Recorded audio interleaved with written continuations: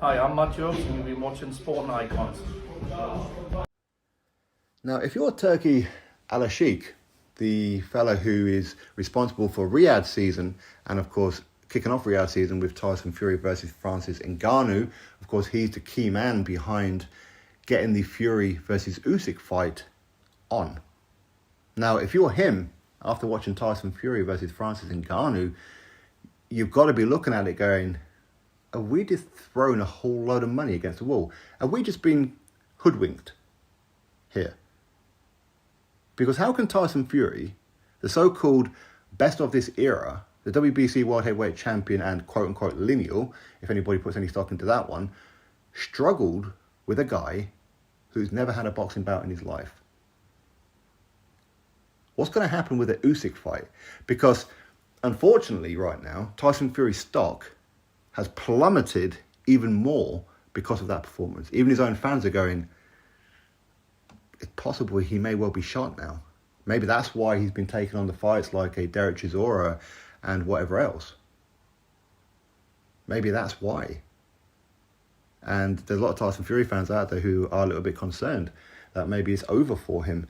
But if you're Turki Alalshikh, you've got to be looking at that Fury-Usyk fight going, they're both going to want a crazy amount of money, but how interesting is that fight now? Now, you could look at it the other way and say, well, a lot of people who were maybe picking Tyson Fury to beat Usyk may now be picking Usyk to beat Fury. But would that impact the interest in this fight? Because obviously there's a lot of people out there who want to see that fight and would love to see Tyson Fury become undisputed heavyweight world champion. So would they no longer be too interested in that fight? I don't know.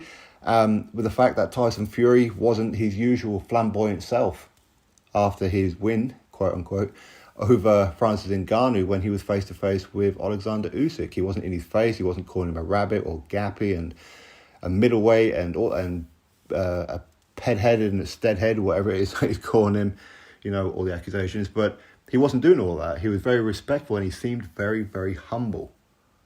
That's not a good selling tool for that fight. Because ultimately, when these two fight, it's not going to be a classic. Or very unlikely, hey, who knows, you never know.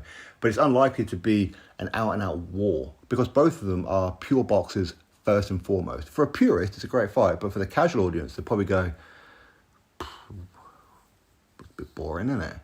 Okay, and Turki Alalshikh and the Saudis will be relying on the huge numbers for this fight. That's probably why they've done the Francis Ngannou fight, for Tyson Fury to put on a huge statement. And then this fight with Usyk is huge. You know, this is number one versus number two in the heavyweight division without a doubt. But now there's a lot of people feeling that maybe Tyson Fury isn't even number two right now. There's a few fighters out there who may well have his number as of right now, going by that performance. But as I said before, you never know. Maybe it's just an off night at the office. Maybe he had a bad training camp, or he was injured, or there was a bereavement in the family, or he's had a fight with his missus. Hey, listen, you never know. You never know. Maybe he's had one of his mental breakdowns. You don't know. You don't know. Or maybe he's shot now. And I've been saying it for the past couple of years, it looks like his legs are going. And that's the last thing that Tyson Fury needs with his style when he's facing a Oleksandr Usyk. Tyson Fury's legs are his most important weapon in that fight. So, anyway, it's going to be very interesting as to what Turki Alalshikh does now, especially as the original date of December 23rd looks like it's not even an option anymore. That may well annoy him. Now he may look elsewhere. And if he does, listen, there are plenty of options. You know, you've got Newcastle, St James's Park, right next door to my house. You know what I mean? They can put on huge fight nights there, do a festival of boxing. But anyway, listen, we'll have to wait and see what happens. Hopefully fans get a little bit more excited about the Usyk fight, which is a shame, really, isn't it? Because people who maybe have lost a bit of interest in Tyson now, because obviously his stock is plummeted. Well, it was plummeted before this fight, but now it's even more. But at the same time, that's not Usyk's fault. He still deserves his opportunity for undisputed, doesn't he? So anyway, we'll have to wait and see what happens. Frank Warren saying how it's a huge fight, it's the biggest fight in boxing.